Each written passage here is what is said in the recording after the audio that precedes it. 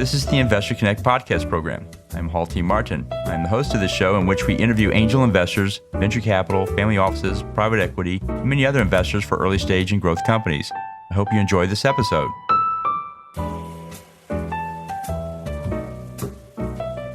Investor Connect is a 501c3 nonprofit dedicated to the education of investors and startups for fundraising.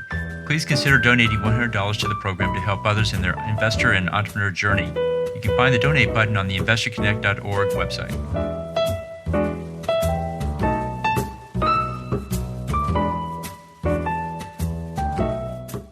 Well, hello, this is Hall Martin with Investor Connect. Today I'm here with Jason Jacobsohn, managing partner of Propellant Ventures.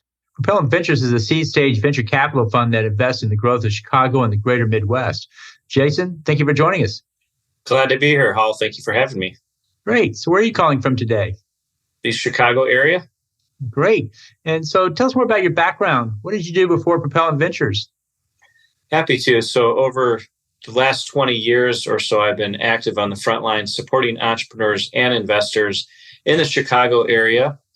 I've spent a lot of time with some of the economic development organizations to support entrepreneurs to grow through raising capital, through strategic introductions, and just general advisory services.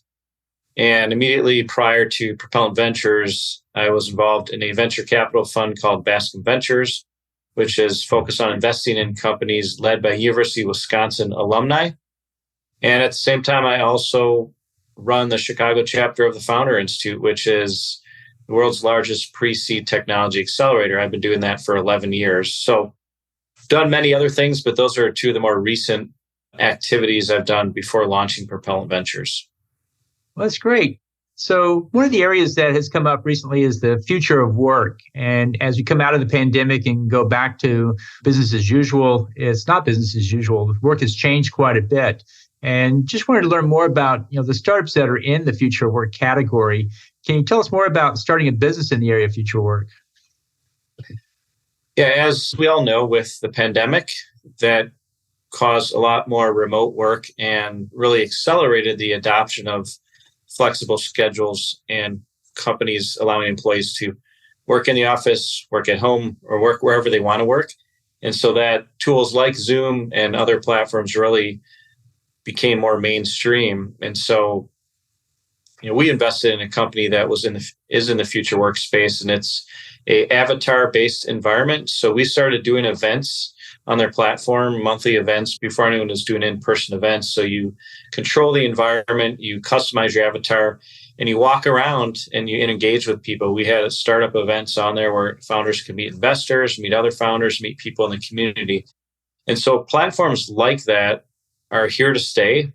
There's different variations of it, but that's one aspect of future work is connecting with others in a virtual environment that you may not normally meet. And you can meet people from around the world. You don't have to be close by. It saves time, it saves money, and you can expand your network. So that's one aspect in that. And this company now has really rebranded itself in the metaverse, which avatar-based environments, virtual worlds. And so that is one element of future work. But I would also say that future work is also just better connectivity between employees to employees, employers to employees. We also invested in a company also that aggregates business apps to help these smaller businesses be able to handle, understand what they're doing across the company. And so because of all the remote work, companies are adopting business apps to get a better understanding of where their business is heading and keeping track of it in a dashboard. So there's HR tech is in there too. There's a lot of different things, but it's ultimately, in my perspective, future work is allowing companies to engage better with employees, with customers in various environments, whether it's in person or virtual. Also, it's employee satisfaction's in there too, making sure employees are engaged and happy. So a lot of different areas in there, but a lot of it has to do with the virtual nature and the flexible nature of the world these days. So it seems like the opportunity is more than just, being the next generation of Zoom. It's actually increasing productivity and connectivity among the people that work together and the customers they serve. What do you see there? Yeah, I would agree with that. It's becoming more of a thing that companies are tracking more because employees are remote. They can't, it's harder to, understand what they're doing sometimes.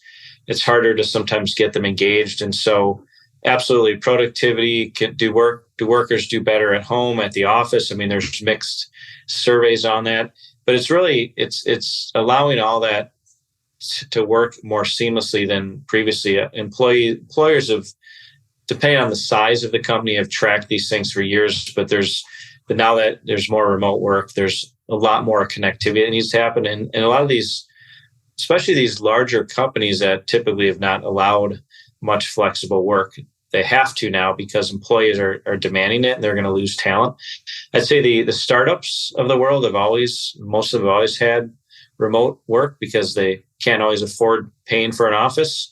But these larger companies, it's a paradigm shift now that they have to adjust and adopt if they want to capture the best talent. And some people are more productive at home. Some people are not. So it's a balance. You got to figure out what works for everyone. Great. So you mentioned two examples of future work startups. What was the challenge in starting those businesses? Where did you see them struggle with the most? Well, when it comes to call it the metaverse or the avatar-based environment, it's a learning curve. People weren't at the time, were not used to doing that. They were one of the first I had seen that had done that. And this was 2019, they started to do it. And then the pandemic hit and they launched right before the pandemic hit. And I remember our very first event we did with them. I think it was March of 2020 or April.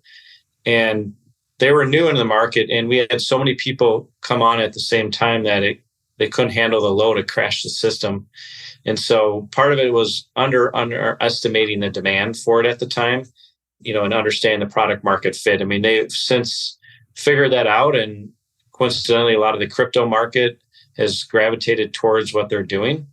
And so some of it, and that's not just this business, but any business in call it a newer or area that's growing, is figuring out the product market fit. That may take time. And there's always adjustments that need to be made. But that's, I think the demand is something that you never know if it's how good it's going to be until you start talking to people and start figuring out the right customer segment. And with a new technology, you just don't know how people are going to adopt it. And so there is a learning curve as well. People may not understand how to engage in an environment like that. So you have to provide tutorials and plenty of, not only tutorials online, but offline too, just to allow people to understand how to work, how to use it. And then the other one that I talked about, adoption sometimes, or channel partnerships, take longer to try new software. While these businesses were also using new tools, using new apps, then this company we invested in also aggregated it together. So there's another layer on top of that. So sometimes it's just doing things a different way, and there's a learning curve for that as well. So what is the potential reward? Just how big can these markets get that these guys are working in right now? Well, when you talk about the metaverse, which that first company I talked about, they're pretty much in the metaverse now. I mean, it's in the trillions. I mean, when you see the impact, it hits all industries. I still think we're early in the days of it. I mean, Facebook is spending billions on that space. They're all in there. That's where their future of their company is going. But I'd say we're probably years out from that to be fully there for everyone to engage with it. So if you're there early and you can sustain it, there's a lot of opportunities. So that's a massive market either way in the future work or metaverse. There's other elements of future work as well. And I still think this is all still being figured out by companies with this new way of doing things or adjusting. So I think there's an incredible amount of opportunity still, regardless of what area that you tackle in the space. Well, and how much are those companies selling for? Any sense of what multiples we might be seeing? Is it 5x revenue, 10x revenue, or is it more, you think? Yeah, it's really hard to say. I'm not sure. I mean, we haven't, most of our businesses, we invest in our traditional SaaS businesses. So if you look at the multiples of SaaS business, I mean, it could, some of our companies projected like to sell at 10x of EBITDA, or I think it depends, right? It's either I'm not sure which one. I think it's 10x of whatever the multiple they decide to probably EBITDA most likely. But I'd say it's probably some of them maybe less than that. I don't know about the future work if it's going to be any different because I think it's just more based on the business model and their multiple. So I think, but I would say, metaverse companies, that are purely in the metaverse, it's hard to know at this point because I don't know if many acquisitions are happening yet because it's still fairly new. Well, it sounds like in your metaverse example, is that are there other competitors in the metaverse doing something similar? Or well, how would you say, what was the difference between your company and the general companies in the metaverse at this point? Well, when we made the investment, before they were even considered themselves a metaverse company, they competed with companies like Hopin, even Zoom to a certain extent. It was just online engagement. I mean, very different. I mean, Zoom, not really, but it's either use their technology or use Zoom, right? So it's an alternative. But Hopin was a 2D environment that I don't think that's done anything lately. I think they skyrocketed in 2020 and then went down. I don't hear about them anymore. So the one thing about the company we invested in, is 3D avatar. So it's completely different than the other stuff that was out there at the time. Certainly other companies now that have 3D avatar environments, but it was the first one I had seen at the time. And so there's a number of competitors out there. I mean, it's still a fairly nascent space. There's still, I think, a lot of room for growth. Some people are using headsets now, like virtual reality to engage in the metaverse. So a lot more competition now than there was when they started, but you need a lot of money to scale these businesses and to get the awareness out there. Okay. Well, that's my next question is what advice would you give to someone entering the metaverse space? Is it you're going to need a lot of money or what would you tell them to think about before they join? Well, to scale, you'll definitely need money regardless. I think it depends on whatever the business is, but understanding, I would say, where you fit in the market. Are there any specific target markets that are being underrepresented in this space? Because people are tackling everything. I mean, it's $1 trillion industry. So figure out where is there a need, that hasn't been addressed at this point. I mean, that's like any industry, I guess, but the metaverse is so large that I think everything is fair game at this point. Great. Well, what online information source do you find most helpful in your work and what you do? So there's I'm in the Chicago area. There's some local news in terms of newsletters like Chicago Inno. It's from American Inno does it. They send daily updates. It's more just around the innovation and funding news in the region. Also, there's one for Wisconsin Inno. I do the regional ones and so that's helpful. TechCrunch is very helpful too. I get weekly or daily TechCrunch updates. National Venture Capital Association, NVCA, provides some updates as well. So I try to stay on top of what's happening regionally. And then I get newsletters from investors and a few other people that keep track of things. Well, you see a lot of new technologies and a lot of business models in what you do. If you could start a business tomorrow, what would that business be? It's a good question. There's so many industries that are growing, and that's why one reason why we focus some of the industries for our fund, like fintech, edtech, supply chain, future work /metaverse. I would say that probably somewhere in the metaverse is something interesting to think about. It may be a few years out, but I think if you get in early, I think there's a lot of great opportunity there.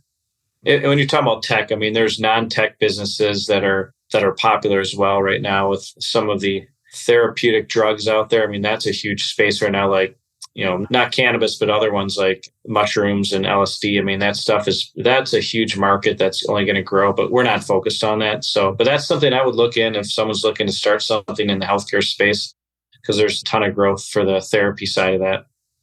Do you think the psychedelics market is a good one to be a part of? Yes, definitely. I agree with that. There are funds that have launched, as you probably know, that are focused on that right now. So just like people that got into cannabis early, I think there's a lot of opportunity for that. I talked to one fund manager, and one comment he made was he would only invest in startups that had a unique psychedelic, or they had some molecule or chemical or component that no one else had. Otherwise, you're competing against everybody else who can get access to the same one. How do you solve that problem? Well, maybe there's a certain use case.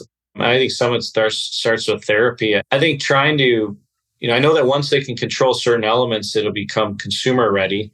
I mean, if you can figure out a way to control the trip, with the psychedelics, and then the consumer market is going to be is huge. So I think that's what I read that some people are working on.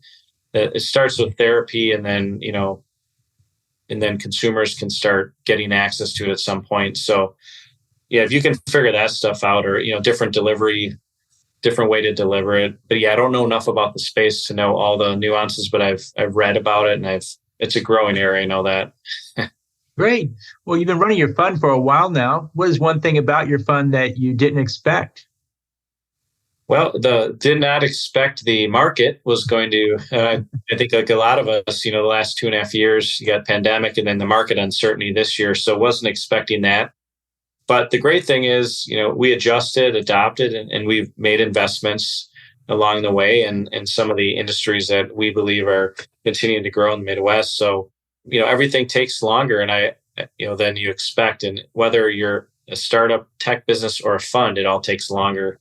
And you just have to keep on grinding it out. So, but there's a lot of great opportunities out there, great investors out there. So feel pretty good about where we're at and where we're headed. Great. Well, the last few minutes that we have here, what else should we cover that we haven't?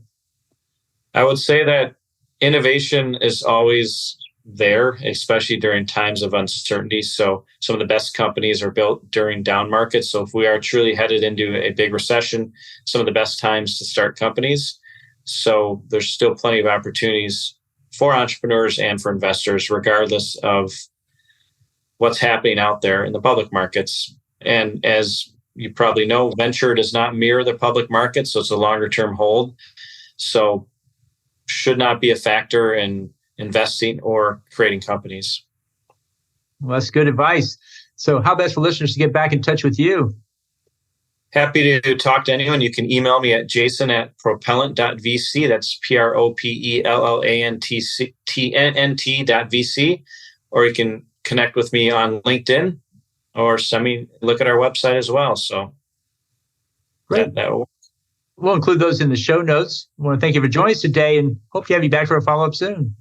Thank you again, Hall. This was very fun.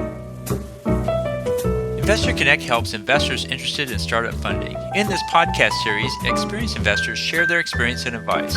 You can learn more at investorconnect.org.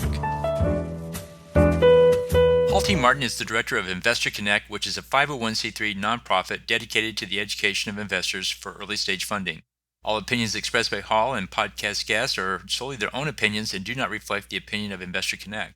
This podcast is for informational purposes only and should not be relied upon as a basis for investment decisions.